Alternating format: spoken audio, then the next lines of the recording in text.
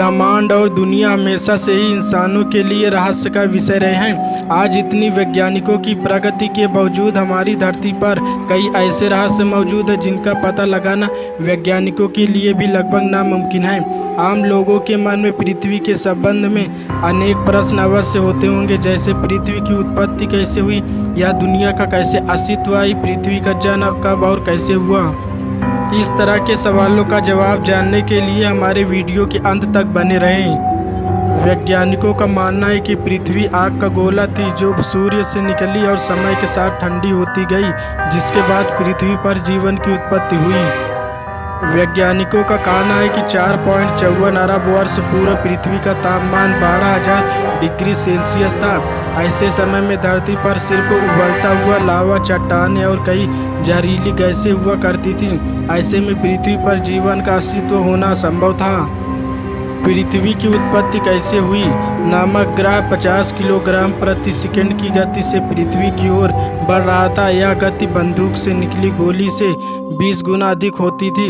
ऐसे में जब थिया ग्रह पृथ्वी की तरह से टकराया तो जोरदार विस्फोट हुआ, जिससे बहुत सारा कचरा धरती से बाहर निकल गया और साथ ही वह ग्रह धरती में समा गया।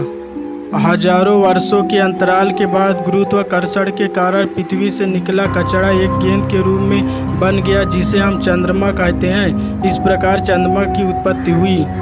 पृथ्वी की उत्पत्ति के बाद अंतरिक्ष में बची शेष चट्टानें पृथ्वी पर गिरने लगी। इस चट्टानों में अजीब प्रकार के क्रिस्टल होते थे, जिन्हें आज हम नमक के रूप में इस्तेमाल करते हैं। आपको जानकर हैरानी होगी कि इन चट्टानों के अंदर मौजूद नमक से समुद्र का पानी बनता था। वैज्ञानिकों के अनुसार ये चट्टानें करीब 20 करोड़ साल तक धरती पर गिरती रही, जिससे धरती ने समुद्र के रूप में ढेर सारा पानी इकट्ठा कर लिया। इतने पानी के लगातार आमा होने के धरती की सतह ठंडी होने लगी और चट्टानें खत्म हो गई, लेकिन लावा अभी भी उसी रूप में पृथ्वी के आंतरिक भाग में मौजूद था और सतह का तापमान 70 से 80 डिग्री सेल्सियस तक पहुंच गया था। पृथ्वी पर वर्तमान जल लाखों वर्ष पूर्व का है। उस समय चंद्रमा पृथ्वी के बहुत निकट था, जिसके कारण उसके गुरुत्वाकर्षण बल के कारण प्रायः पृथ्वी पर तूफान आते रहते थे। परंतु एक लंबे अंतराल के बाद चंद्रमा और पृथ्वी के बीच दूरी बनने के कारण पृथ्वी पर तूफान शांत होने लगा। धरती पर जीवन की यात्रा के दौरान 3.8 अरब साल पहले पानी की उत्पत्ति हुई थी। धरती पर लगातार ज्वालामुखी फट भी रहे थे और साथ ही उल्कापिंडों की बारिश भी हो रही थी। उल्कापिंड के माध्यम से पानी और नमक के साथ साथ अन्य पदार्थ भी पृथ्वी पर आ रहे थे, जिससे कार्बन और अमीनो एसिड आदि पदार्थ थे जो हर जीव जंतु और पौधे में मौजूद होते थे। इतनी ऊंचाई से उल्कापिंड गिरने के कारण वे गहरे पानी में चले जाते थे, जहां सूर्य किरणों का उन तक पहुंचना संभव था। बाद में ये उल्कापिंड ठंडा होकर पानी में जमने लगे।